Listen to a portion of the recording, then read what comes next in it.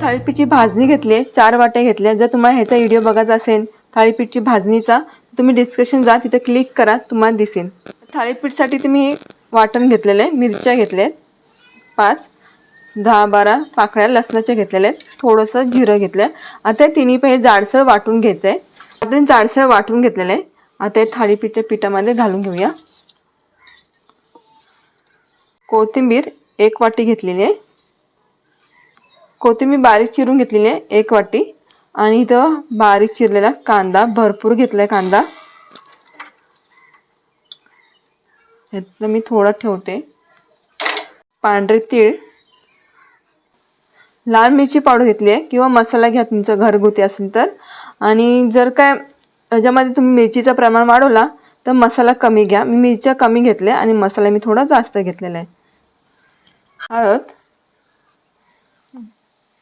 मीठ, आता हे सगळं साहित्य हे पिठाला चांगलं मिक्स करून घ्यायचं पिठामध्ये, म्हणजे त्यात कोथिंबीरचा रस कांद्याचा रस चांगला तो पिठामध्ये मिसळला जाईल। थालीपीठ छान टेस्ट होतात, थालीपीठला पण छान अशी चव येते।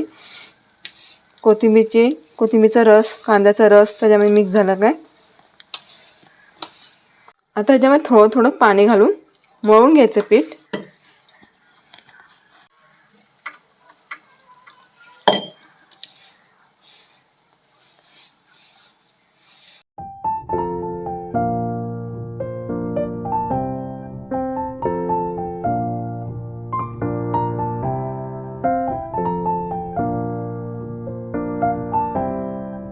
थालीपीठचं पीठ आपले तयार झालेलं आहे, म्हणून अगदी थोडंसं नरम ठेवायचं आहे। जसं भाकरीला मळतो तसं त्यापेक्षा थोडं नरम ठेवायचं आहे, म्हणजे थालीपीठ थापायला बरे पडतात। आता आपण ह्याचे थालीपीठ थापून घेऊया। आता इथे पांढरा कपडा घेतला आहे, पांढऱ्या कपड्यात थोडंसं पाणी लावून घ्यायचं आहे, म्हणजे आपले थालीपीठ चिटकून न राहणार। त्याच्याकरता ह्याच्यावरती आपण थापून घेण्यासाठी पाणी लावून घ्यायचं आहे।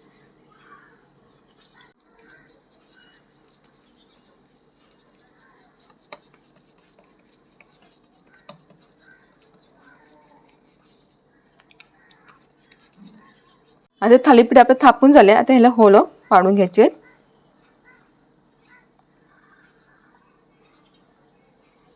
तव्यावरती घालून घेऊया।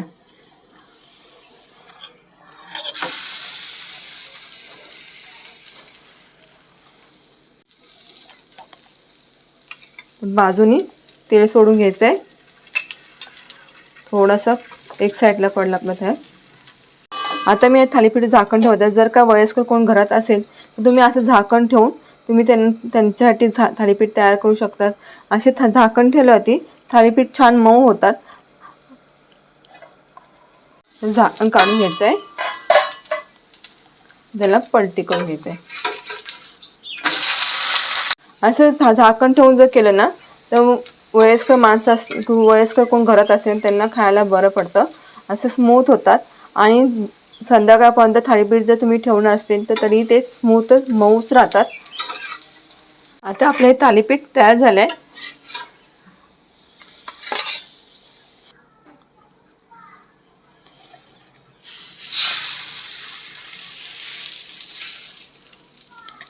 आता ह्या थालीपीठवरती मी झाकण ठेवणार नाहीये, डायरेक्ट असेच शेकून घेणार आहे भाजून थालीपीठ।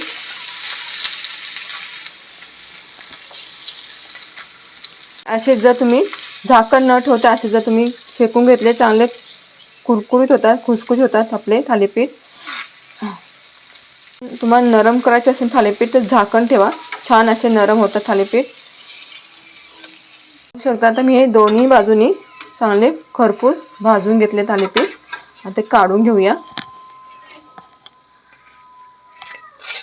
असे थालीपीठ तुम्ही पावसाळ्यात हिवाळ्यात करून खाऊ शकता, कारण का पावसाळ्यामध्ये पण थंडावा असतो, हिवाळ्यामध्ये सुद्धा थंडावा असतो, म्हणून थालीपीठ खूप छान आपला पौष्टिक आहेत आणि आपला हेल्दी आहेत।